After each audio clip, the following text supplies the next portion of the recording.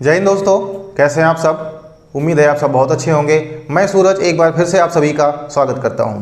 दोस्तों, इसके पहली क्लास में हमने कुछ प्रश्नों को किया था जो कि बहुत अच्छे तरीके से समझ में आए होंगे आपको। आज हम उसी की कड़ी में आगे के जो और भी प्रश्न बचे हुए हैं, मैंने कहा था कि एक टॉपिक हमारा नंबर सिस्टम के जो प्रश्नों की प्रैक्टिस थी वो इस ख़त्म हो चुकी थी कल, और बाकी के मैंने पहले कहा था ना कि 50 प्रश्नों को मैं लेकर के आया हूं, तो कुछ प्रश्न हो गए थे, जो कुछ बचे थे उनको आज लेकर के आया हूं। तो चलिए फिर जल्दी से तैयार हो जाइए और कॉपी पेन निकाल करके रख लीजिए ताकि हम स्टार्ट करें, ठीक है। तो कैसे हैं आप सब?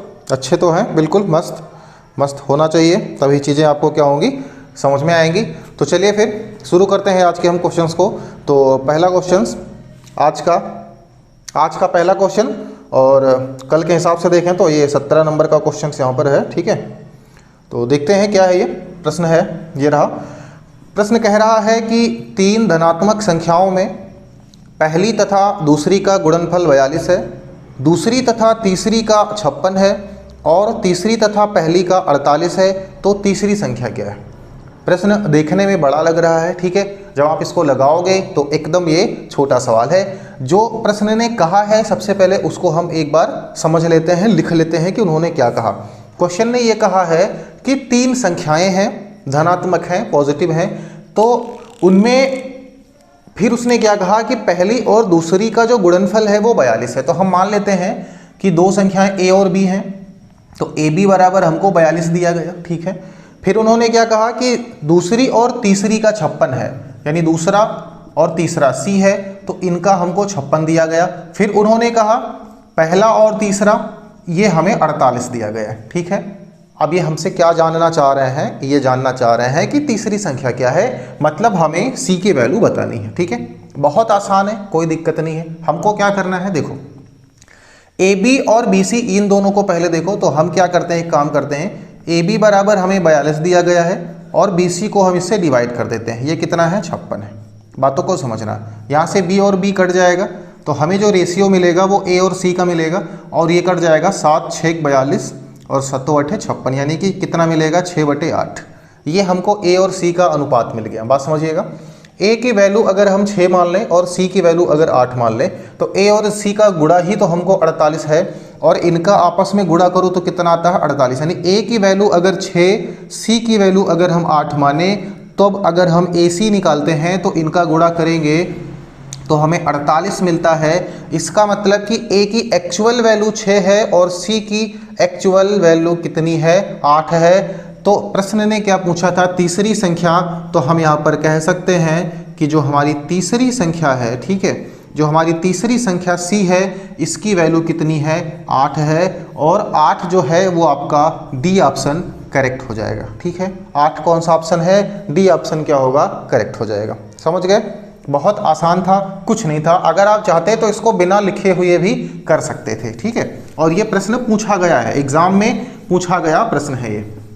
अगले प्रश्न की तरफ हम चलते हैं। अगला प्रश्न संख्या 18 क्या कह रहा है कि 2 संख्याएं ऐसी हैं कि उनका अंतर थोड़ा सा ट्रिकी है, ठीक है, लेकिन समझना। 2 संख्याएं ऐसी हैं कि उनका अंतर, उनका योगफल और उनका गुणनफल 1:5:36 के अनुपात में है, तब उन संख्याओं का योग कितना होगा, ठीक है। तब उन संख्याओं का योग कितना होगा, बात को समझना। हम मान लेते हैं कि 2 संख्याएं, एक ए है और एक बी है।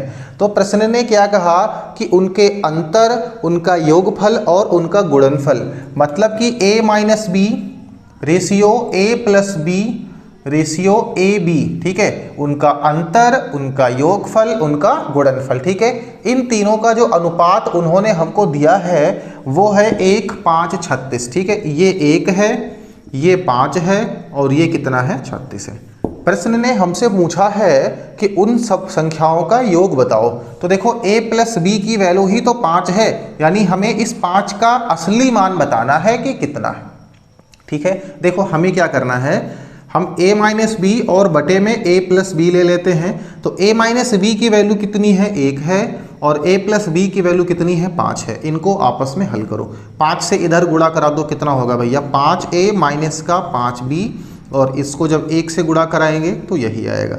1 को इधर ले आओ 5a में से एक a निकल जाएगा तो कितना बचेगा 4a, 5b उधर जाएगा तो जोड़ करके हो जाएगा 6b, होगा कि नहीं होगा, ठीक है, 6 और b हो जाएगा, ठीक है।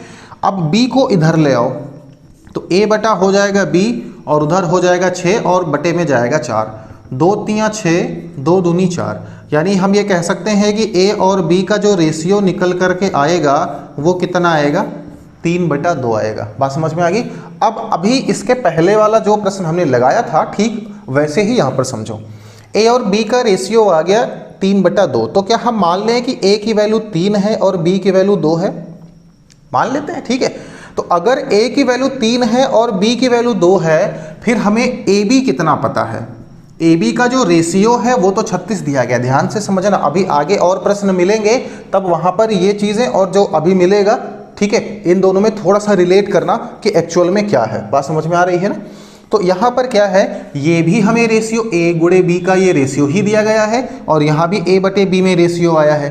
तो ab का जो रेशियो है एक्चुअल में वो 36 है, लेकिन हमें a और b का अलग अलग रेशियो 3 गुणे 2 पता है, 3/2 पता है, ठीक है। तो a की वैल्यू अगर 3 माने, b की वैल्यू अगर 2 माने, तो क्या यहाँ पर हम 3 और 2 को रख सकते हैं, ये 36 के, यानी 6 बराबर है 36 के, तो 1 यूनिट किसके बराबर हो जाएगा 6 के, 1 यूनिट किसके बराबर हो जाएगा 6 के। बात समझ में आ गई। तो अगर 1 यूनिट बराबर है 6 के, तो जो योगफल हमें 5 यूनिट दिया गया था, ये 5 को अगर हम 6 से गुणा कर दें तो कितना आ जाएगा 30 के, यानी कि उन दोनों संख्याओं का जो योगफल है वो कितना है 30 है। और ये आपका ऑप्शन नंबर सी क्या होगा, ऑप्शन नंबर सी आपका करेक्ट होगा। चलिए अगला प्रश्न हम देखते हैं। अगला प्रश्न बहुत अच्छा है, मुझे ये क्वेश्चन बड़ा प्यारा लगा, ठीक है। बहुत छोटा सा सवाल है, लेकिन अगर आप इसको बड़ा करना चाहो तो बड़ा भी कर सकते हो, और वरना तो अगर मैथ पढ़ रहे हो तो इसको छोटा करना बहुत ज़रूरी है। तो प्रश्न क्या है, देखिए क्वेश्चन कह रहा है कि दो संख्याओं का योग 40, दो संख्याएं हैं, उनका जो योग है वो 40 है और गुणनफल 375 है, उनके व्युत्क्रम का योग क्या होगा। बात समझिएगा, दो संख्याएं a और b हम देख लेते हैं। प्रश्न ने क्या कहा है कि इनका जो योगफल है वो 8 है, नहीं, इनका जो योगफल है वो 40 है, इनका जो योग है वो 40 है और इनका जो गुणनफल है वो है 375। तो क्वेश्चन हमसे कह रहा है कि इनके व्युत्क्रम का योगफल निकालो, ठीक है। तो यहां पर समझो भाई, a और b दो संख्याएं हैं, इनका अगर हम व्युत्क्रम करेंगे तो 1/a और 1/b आएगा, व्युत्क्रम तो समझते हैं ना। इनको क्रॉस मतलब इनको ऐड करो, ऐसे समझ लो, तो ये क्या हो जाएगा, b से इसको गुणा कराओगे तो b प्लस a और बटे में ab, b प्लस a मतलब a प्लस b, कोई दिक्कत नहीं है। अब ये जो b प्लस a है इसी की वैल्यू तो हमें दी गई है 40, तो यहाँ पर क्या रख सकते हैं 40, और ab की वैल्यू हमें कितनी दिया गया है 375, तो इसको हम यहाँ पर रख सकते हैं, ठीक है।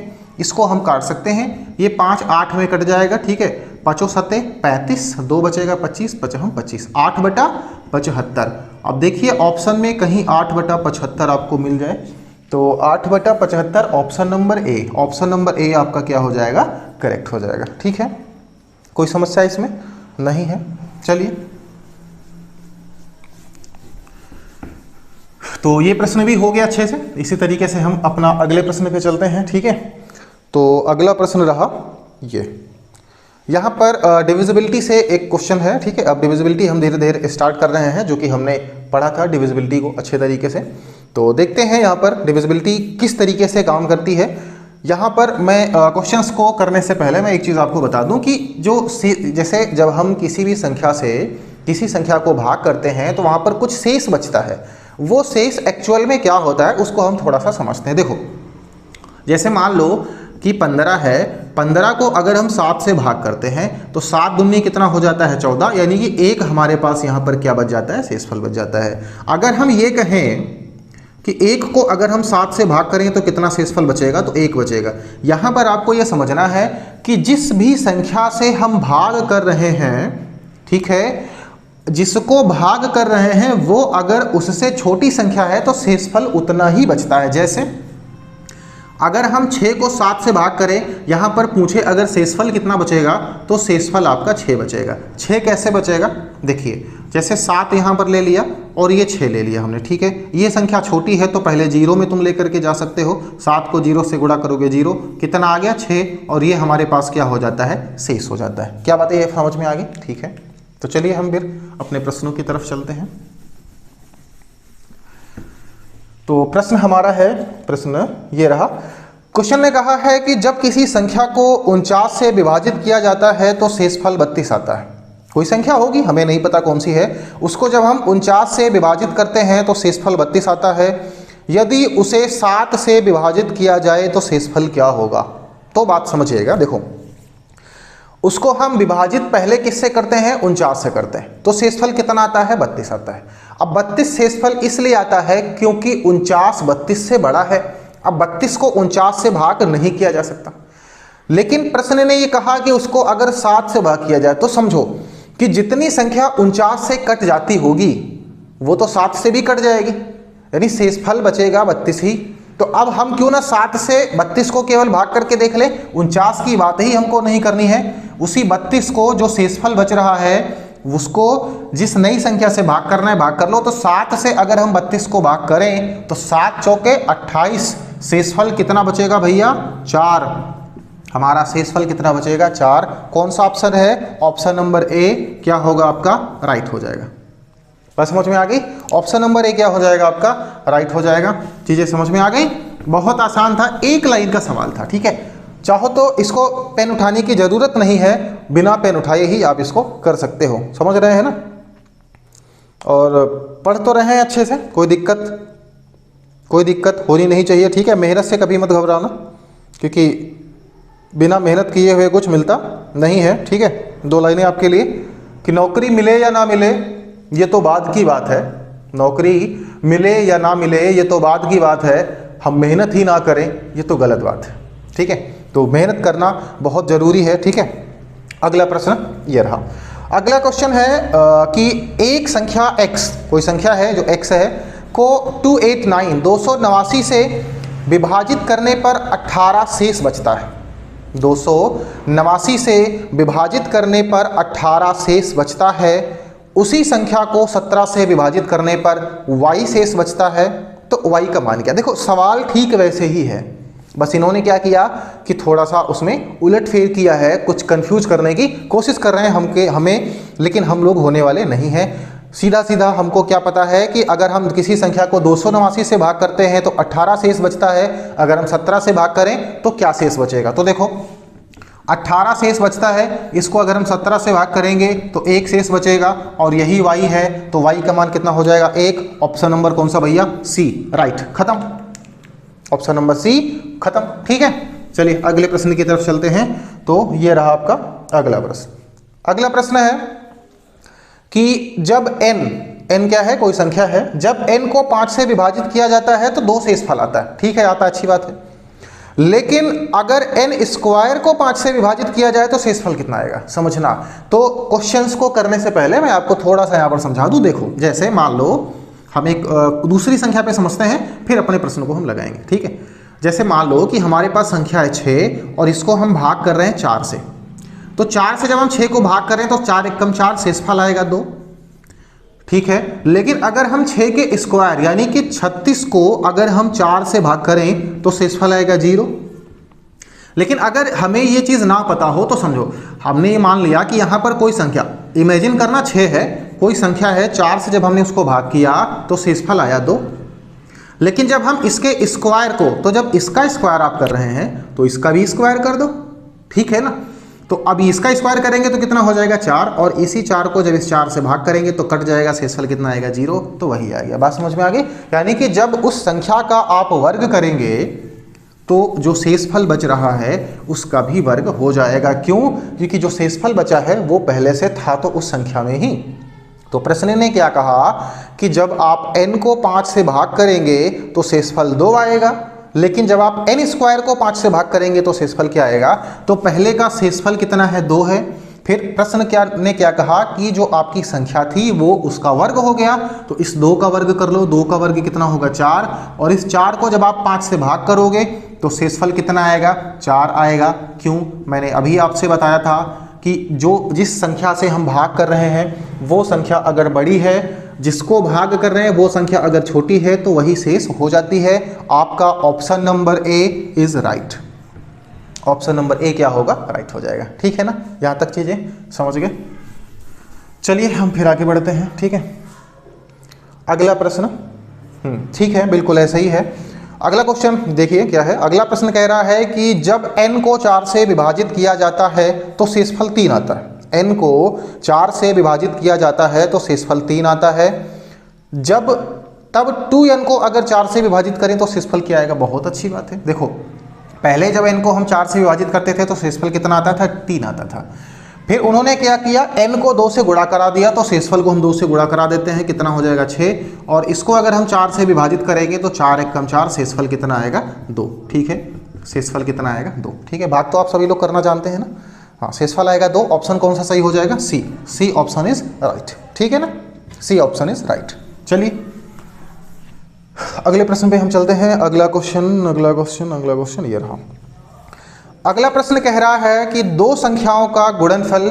देखिए, अभी जो अनुपात वाला क्वेश्चन मैंने अभी आपको कराया था जिसमें a और b का रेशियो निकल करके आया था, ठीक है, उस प्रश्न को अभी आपके दिमाग में आना है। ठीक है, उसको थोड़ा सा सोचना कि इसके पहले सर जी आपने क्या कराया था। क्यों? क्योंकि ठीक उसका अपोजिट एक काम मैं यहाँ पर करूँगा। तो अभी आप ये कहोगे, अगर वो चीज़ें मैं आपको अभी नहीं क्लियर करूँगा तो आप कहोगे कि सर उसके पहले वाले क्वेश्चन में तो आपने ये किया था और यहाँ पर आप ये कर रहे हैं, तो ये तो गलत बात है। तो समझना कि यहाँ पर क्या हो रहा है और वहाँ पर क्या हुआ था। ठीक है, तो प्रश्न देखिए क्या है। प्रश्न कह रहा है कि 2 संख्याओं का गुणनफल 1575 है। ठीक है, यानी a और b कोई 2 संख्याएं हैं, इनका जो गुणनफल है वो है 1575। ठीक है, फिर आगे कह रहा है कि उनका जो भागफल है वो 9/7 है, यानी कि a बटा b कितना है? 9/7 है। तो सवाल ने कहा है तो संख्याओं का योग कितना होगा, यानी a प्लस बी कितना होगा। a प्लस बी तो हम बाद में निकाल लेंगे, सबसे पहले हम ये तो पता करें a कितना है और b कितना है। बस समझ में आ गई। यही चीज वहां पर भी हमको दिया गया था। a और b का अपान में रेशियो आया था 3/2 और a भी हमको दिया गया था। हमने इनको गुणा करा के सीधे इसके बराबर में रखा था और वहां से a और b की वैल्यू मिल गई थी। क्या वैसा ही यहां पर करें? तो चलिए कर लेते हैं। हम अगर ए बी की जगह पर इन्हीं रेशियो को रख दें तो 9 से 3 कितना हो जाएगा? 63। यानी हम एक बार फिर से लिख लेते हैं, ए बी की वैल्यू 1575 है, तो ये ए बी की वैल्यू कितनी होगी? 63। हम लिख लेते हैं 9 × 7। ठीक है, ये 1575, तो ये हो जाएगा 63, ये होगा 1575 के 63 से इसको हम भाग कर देते हैं। ठीक है, देखते हैं कि कितना आएगा। तो चलिए हम 9 से पहले उड़ा लेते हैं, 9 × 7 = 63, और ये 9 में कितना होगा? 9 × 1 = 9। ठीक है, 6 बचेगा, 9 × 7 = 63 और 9 × 5 = 45। 7 से इसको हम फिर काट लेते हैं, 7 × 1 = 7, 7 दूनी 14, 7 × 5 = 35। 1 की वैल्यू कितनी आ गई? 25। ठीक है, अब 1 की वैल्यू अगर 25 आ गई है तो a प्लस b अगर हमें जोड़ना है तो 9 × 7 = 16, 16 को 25 से अगर हम गुणा करेंगे, 16 को अगर हम 25 से गुणा करेंगे तो हमारे पास जो संख्या आएगी, क्या वो हमारे ऑप्शन में है? नहीं है भाई। 16 को 25 से छोड़ो, 16 को अगर 20 से आप गुणा करोगे तो 16 दूना 32, 320 और 80 लगभग 400 आएगा। ठीक है, 16 को 25 से गुणा करेंगे तो कितना आएगा? 400। क्या हमारे ऑप्शन में कहीं आपको 400 दिख रहा है? नहीं। मतलब क्या है? मतलब कि यहाँ पर कुछ चीजें तो गलत हो गई ना। अब गलत हुआ क्या है वो बात हम समझते हैं। ठीक है, अब इसके पहले वाले क्वेश्चन पे थोड़ा सा ध्यान देना। वहां पर हमें ए बी का जो रेशियो दिया गया था वो 36 दिया गया था, और हमें a बटा b का जो रेशियो दिया गया था वो 3/2 दिया गया था। यहां पर समझना, यहां पर जो ये अंक हमें दिया गया है वो a b का अनुपात नहीं है, a b का रेशियो नहीं है, ये a b का डायरेक्ट a b है। a और b को डायरेक्टली यहां पर गुणा किया गया है और ये है उसका रेशियो। अब जैसे अगर हमने इनको गुणा करा के इसके बराबर में रख लिया तो ये चीजें सही नहीं हो पाएंगी, और वो चीजें सही नहीं हो पाएंगी। क्यों नहीं हो पाएंगी? उसका रीजन क्या है वो बात यहां पर हम समझते हैं। देखो समझना, ठीक है। भाई a बटे b का जो अनुपात 9/7 निकल करके आया है, a असली में एक्चुअल में तो 9 नहीं था, कुछ दूसरा रहा होगा, ठीक है। इनको हमने आपस में क्या किया होगा, काटा होगा, तब तो 9/7 आया होगा। कटती चीजें कैसे हैं, जैसे मान लो हम 15/20 लिखें तो 5 तियां 15 और 5 के 20, ऐसे ही तो होती हैं चीजें, ठीक है। तो यहां पर क्या हुआ कि हमारे पास एक ही संख्या थी, उसी से हमने ऊपर वाले को भी काट दिया और उसी से हमने नीचे वाले को भी काट दिया। लेकिन जब हमने इस अनुपात को गुणा किया, इस अनुपात को जब हमने गुणा किया और डायरेक्टली इसी संख्या के बराबर में रख दिया, तब यहां पर क्या हुआ, यहां पर हुआ ये कि जिस संख्या से हमने इनको काटा था वो दोनों संख्याएं दो बार, एक बार इनके साथ में और एक बार इनके साथ में। जैसे 5 से मान लो हमने काटा था तो वो 5 इनके साथ में भी और वो 5 इनके साथ में भी, ये दोनों बार गुणा हो गई वहां पर, जो कि एक ही बार होना चाहिए। भाई काटा तो हमने एक ही 5 से है ना दोनों को, लेकिन जब हम इनको गुणा कराते हैं तो वो 5 × 5 25 बन के वहां पर आ जाता है, ठीक है। वो 5 × 5 25 बन के आ जाता है, इसलिए ये यहां पर गलत आ रहा है। तो अब हमको क्या करना है, देखो हमको क्या करना है भाई, ये चीजें करना हमको ऐसे ही है, करना हमको ऐसे ही है, बस थोड़ा सा समझना है यहां पर, ठीक है। ये दिमाग आपके पास होना चाहिए, वरना अगर इसी प्रश्न में एक ऑप्शन दिया होता 400 का तो मुझे 100% उम्मीद है कि कोई भी लड़का होता, अगर वो थोड़ी सी गलती करता तो 400 वाले ऑप्शन पे टिक करके आ जाता, फिर जब आंसर की आती तो लगता कि ये प्रश्न हमारा गलत हो गया। तो ऐसा नहीं करना है, ठीक है। समझो ए बी बराबर इतना, इनको गुणा करा लो तो 9 × 7, ये यूनिट स्क्वायर बराबर 1575 है। अब 63 से जब इसको हम काटेंगे तो 1 बचेगा, ठीक है। 1 यूनिट स्क्वायर बराबर कितना आएगा, 25, अभी हमने पढ़ा। तो 1 यूनिट स्क्वायर बराबर अगर 25 है तो 1 यूनिट बराबर कितना होगा, 5 होगा। 1 यूनिट बराबर कितना होगा, 5 होगा। मतलब अगर इनके गुणे का अनुपात नहीं दिया गया है तो यहां पर हमेशा स्क्वायर लगेगा, ठीक है। तो 1 यूनिट की वैल्यू अगर हमें 5 दी गई है, प्रश्न ने क्या पूछा है कि दोनों संख्याओं का योगफल निकालो। तो अगर हम a + b की बात करें तो a की वैल्यू 9, b की वैल्यू 7, ये हो जाएगा 9 + 7 = 16 यूनिट। और 16 यूनिट की वैल्यू कितनी होगी, अगर हम 5 से गुणा करा दें तो हो जाएगा 80। और 80 आपका कौन सा ऑप्शन है, option number C is right. समझ गए ना, option number C is right. तो ये हो गया। अब अगला जो प्रश्न है बिल्कुल ऐसे है, तो वो मैं आपको दूंगा, आपको मैं टाइम भी दूंगा 30 सेकेंड का, और आप उसको लगा के मुझे उसका आंसर बताएंगे कि क्या है। तो प्रश्न रहा ये, जल्दी से इसको बताइए, ठीक है। 30 सेकेंड का टाइम आपके पास है।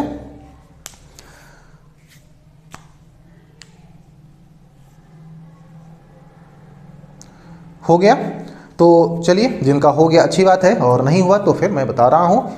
क्वेश्चन क्या कह रहा है कि दो धनात्मक संख्याओं का गुणनफल 11520 है, बिल्कुल वैसे ही। तो हम मान लेते हैं कि ए बी बराबर हमें दिया गया है 11520।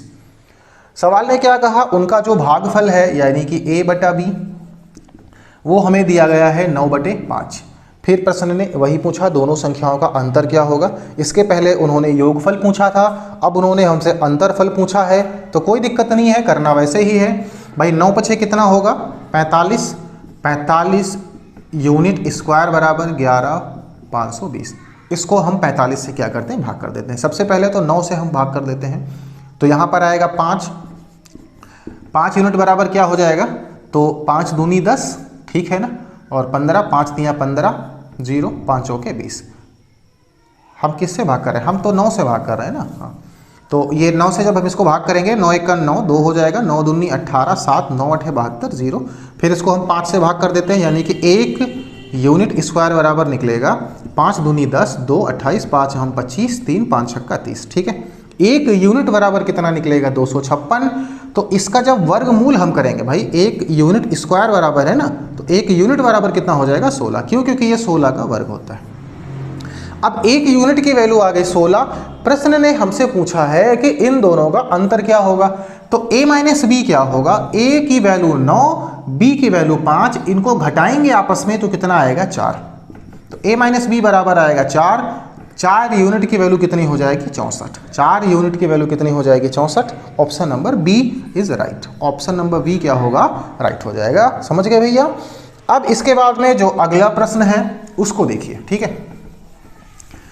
जो अगला प्रश्न है उसको देखिए और लगाइए। अगर वो आपसे लग गया तो हम समझेंगे कि आपको ये इस तरीके के क्वेश्चन समझ में आ गए, ठीक है। अगला प्रश्न ये रहा। अगला प्रश्न कह रहा है कि एक संख्या में दूसरी संख्या से भाग देने पर भागफल 3 आता है। एक संख्या से दूसरी संख्या में भाग देने पर भागफल कितना आता है? 3 आता है। तथा दोनों संख्याओं का जो गुणनफल है वो 6075 है। तो छोटी संख्या क्या है? बात को समझना। जैसे भाई ए हमारे पास एक संख्या है, बी से जब इसको हम भाग करते हैं तो जो रिजल्ट आता है वही तो भागफल है। तो उन्होंने क्या कहा? 3 आता है। लेकिन हम मान सकते हैं कि इसके बटे में 1 रहा होगा। भाई इसके बटे में 1 रहा होगा, ऐसा तो हम मान सकते हैं ना। तो यानी कि a बटा b 3/1 है और इनका जो गुणनफल है यानी ए बी वो हमें दिया गया है 6075। ठीक है, अब तो लग जाना चाहिए। सवाल ने क्या कहा कि छोटी संख्या यानी 1 यूनिट की वैल्यू हमको निकालनी है। कोई बात नहीं है, ए बी बराबर इतना दिया गया है तो यानी 3 एकम 3 यूनिट स्क्वायर की वैल्यू हमें कितनी दी गई है? 6075। तो 1 यूनिट स्क्वायर की वैल्यू हमको कितनी मिलेगी? इनको भाग कर दो, 3 20 में 60, ठीक है, और 3 15 में 75, 25 3 75, ठीक है। तो ये हो जाएगा 2025 1 यूनिट स्क्वायर की वैल्यू, ठीक है। ये यूनिट स्क्वायर की वैल्यू है तो 1 यूनिट की वैल्यू कितनी आएगी? 1 यूनिट की वैल्यू आ जाएगी, ये किसका भैया है? तो वर्ग और वर्गमूल कैसे निकालते हैं किसी भी संख्या का, इसकी जब हम पढ़ेंगे वर्ग और वर्गमूल तो वहाँ पर बेहतरीन तरीके से पढ़ेंगे। फिलहाल के लिए हम आपको बता देते हैं ये 45 का होता है, ठीक है। ये 1 यूनिट इसकी वैल्यू कितनी आ गई? 45 आ गई। प्रश्न ने ये कहा था कि छोटी संख्या बताओ, तो छोटी संख्या तो 1 ही थी ना, तो उसी 1 की वैल्यू कितनी आ गई? 45, और 45 हमारा option number C is right. Option C क्या होगा भैया? हमारा सही हो जाएगा, ठीक है। चलिए अगले प्रश्न पे चलते हैं। तो एक संख्या, हाँ ये हो गया, ठीक है। तो इसके बाद में हमारा दूसरा टॉपिक स्टार्ट होता है। दूसरा टॉपिक का मतलब क्या है कि दूसरे तरीके के क्वेश्चंस स्टार्ट होते हैं। ये सभी प्रश्न आपको कैसे लगे, ठीक है। आज की क्लास को हमको यहीं पर एंड करना पड़ेगा क्योंकि अगली टॉपिक को हम करेंगे अगले दिन, ठीक है, यानी कि अगली क्लास में करेंगे और समय भी हो रहा होगा, ठीक है। तो आज की क्लास आपको कैसी लगी कमेंट करके जरूर बताइएगा। अगर अच्छी लगी हो तो लाइक करिएगा, दूसरे बच्चों के पास भी शेयर करिएगा ताकि वो भी इसको अच्छे तरीके से पढ़ सके। अगर आप हमारे चैनल पर नए हैं तो इसको सब्सक्राइब कर लीजिए। यहाँ पर SSC GD UPP कांस्टेबल और बहुत सारे ऐसे एग्जाम्स जहाँ पर मैथ पूछी जाती है उन सभी के लिए एकदम बेहतरीन क्लास चल रही है। जैसे कि इस बैच का नाम संघर्ष बैच है। यदि आप संघर्ष करोगे तो मैथ में आपको सिखा के रहूँगा, ये मेरा आपसे वादा है। मैं हमेशा ये कहता रहता हूँ, ठीक है। तो झूठी नहीं कहता हूँ, बिल्कुल मैंने ये ठाना है कि आपको मैथ सिखाना है। मैंने ये ठाना है कि आपको मैथ सिखाना है। इसके लिए क्या करना है कि आपको साथ में बने रहना है। मिलते हैं अगली क्लास में अगले प्रश्नों के साथ में। तब तक के लिए अपने को फिट रखिए, मस्त रहिए, अपने परिवार वालों को अच्छे से ध्यान रखिए। जय हिंद।